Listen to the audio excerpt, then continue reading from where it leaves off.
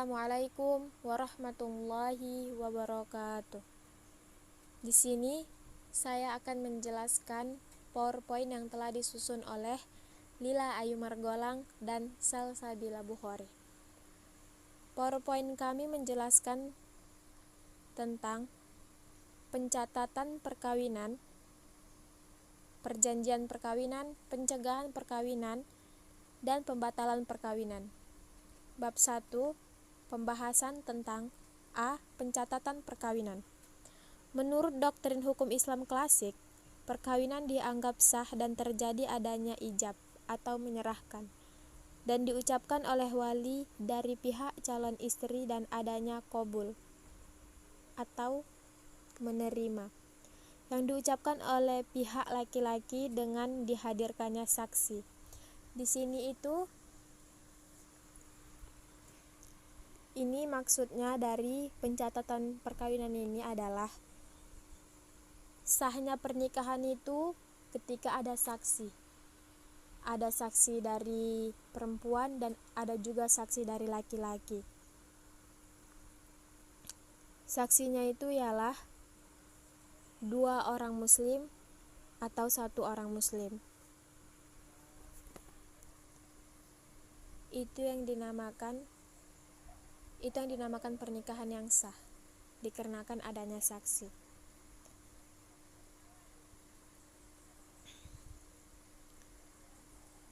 Pembagian dari pencatatan pernikahan. 1. Tujuan pencatatan pernikahan.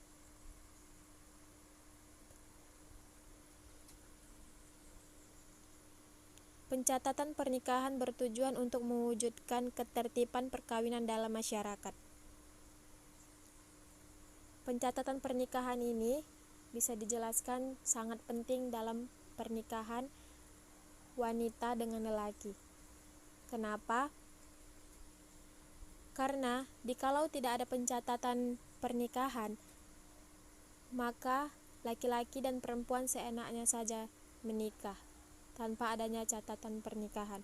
Bisa saja mereka menikah secara diam-diam. Makanya pencatatan pernikahan ini sangat dibutuhkan. 2. Akibat pencatatan perkawinan. Hukum keluarga Islam menyatakan bahwa perkawinan dinyatakan sah dengan hadirnya pencatatan perkawinan yang resmi atau jika didaftarkan. Di sini telah dijelaskan juga perkawinan itu bakal sah jikalau pencatatan perkawinannya itu resmi atau telah didaftarkan.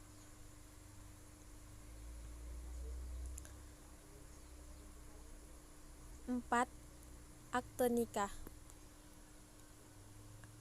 Akte nikah selain merupakan bukti autentik suatu perkawinan, ia memiliki manfaat sebagai jaminan hukum. Apabila salah seseorang atau istri melakukan suatu tindakan yang menyimpang, akte nikah juga berguna untuk membuktikan kebebasan anak dari perkawinan ini. Akte nikah ini sangat berguna bagi perempuan dan laki-laki yang sudah menikah, dikarenakan kalau laki-laki menyimpang ataupun laki-laki membuat kesalahan yang terlalu, bisa dibilang terlalu berat, maka pihak perempuan bisa mengasih bukti akte nikah kepada pihak yang berwajib supaya perempuan ini bisa mendapatkan asuh anak mereka. B. Perjanjian perkawinan. Apabila perjanjian yang telah disepakati bersama antar suami dan istri tidak dipenuhi oleh salah satu pihak, maka pihak lain berhak untuk mengajukan persoalan ke pengadilan agama untuk menyelesaikannya. Di sini telah kita ketahui bersama bahwasanya ketika seseorang perempuan dan lelaki mau menikah, mereka itu harus memenuhi syarat-syaratnya dulu. baru bisa dikatakan pernikahan mereka itu sah secara agama dan secara negara. Dan apabila jika salah satu syarat belum dipenuhi oleh pihak lelaki ataupun pihak perempuan, maka pernikahan itu belum sah. Maka pernikahan itu belum dianggap sah dengan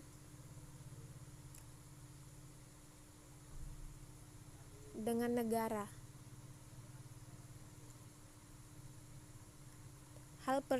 Hal terperinci terdapat pada Undang-Undang Pasal 29 Nomor 1 dan Pasal 45 tentang Perjanjian Pernikahan. 4. Pencegahan perkawinan. Pencegahan perkawinan adalah menghindari suatu perkawinan berdasarkan larangan hukum Islam yang diundangkan. Pencegahan perkawinan dilakukan bila tidak terpenuhnya dua syarat ini. Pertama, syarat material adalah syarat yang berkaitan dengan pencatatan perkawinan, akad nikah, dan larangan perkawinan. Yang pertama ini telah disebutkan juga, pernikahan itu bakalan tidak sah jikalau tidak ada pencatatan perkawinannya, akad nikahnya. Itu bisa dikatakan dengan pencegahan perkawinan. Yang kedua,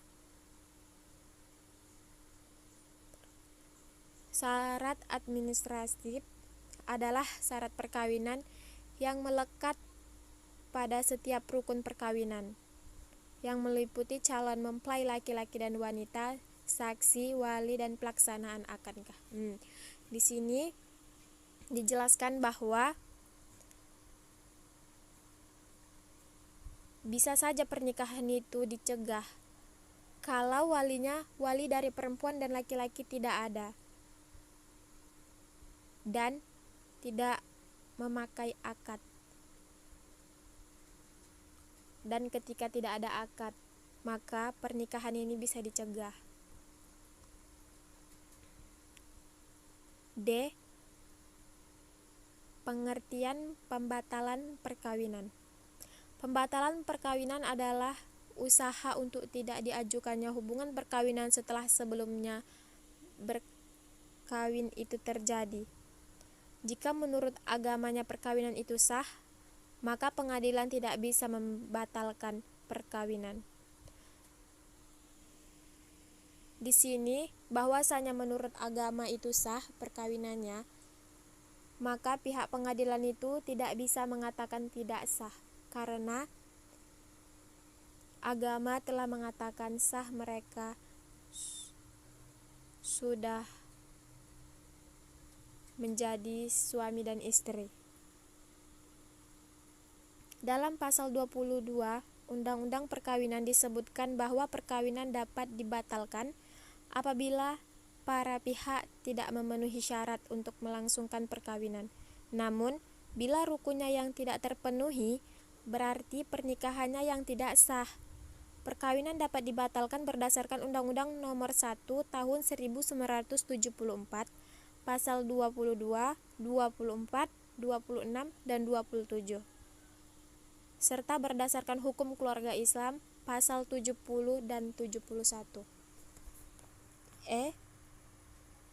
Dasar hukum pembatalan perkawinan. Al-Quran dan hadis-hadis yang berkenan dengan nikah yang dibatalkan tidak memenuhi syarat dan rukun nikah.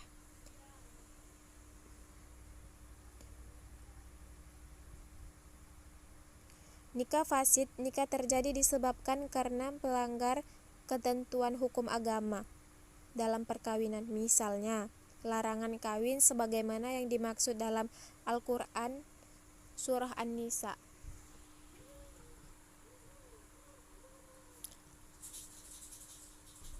F. Faktor yang membatalkan perkawinan. Pembatalan nikah juga bisa disebabkan karena beberapa alasan, seperti A. Suami melakukan poligami tanpa izin dari pengadilan agama. Di sini suami menikah tanpa izin dari pengadilan agama, seperti dia nikah diam-diam. Itu faktor yang bisa membatalkan perkawinan. Yang B, perempuan yang dinikahi ternyata masih sah menjadi istri pria lain. Yang B ini, ketika perempuan ini mau menikah dengan laki-laki, ternyata laki-laki ini tidak tahu bahwa perempuan ini masih istri sah dari laki-laki lain, maka pernikahan mereka bisa dibatalkan. Yang C, perempuan yang dinikahkannya ternyata masih dalam iddah dari suami lain. Contohnya, iddah ini ialah ketika suaminya masih meninggal, masih seminggu suaminya meninggal, istrinya mau nikah lagi, itu tidak bisa. Itu bisa dibatalkan pernikahannya dikarenakan wanita ini masih dalam iddah.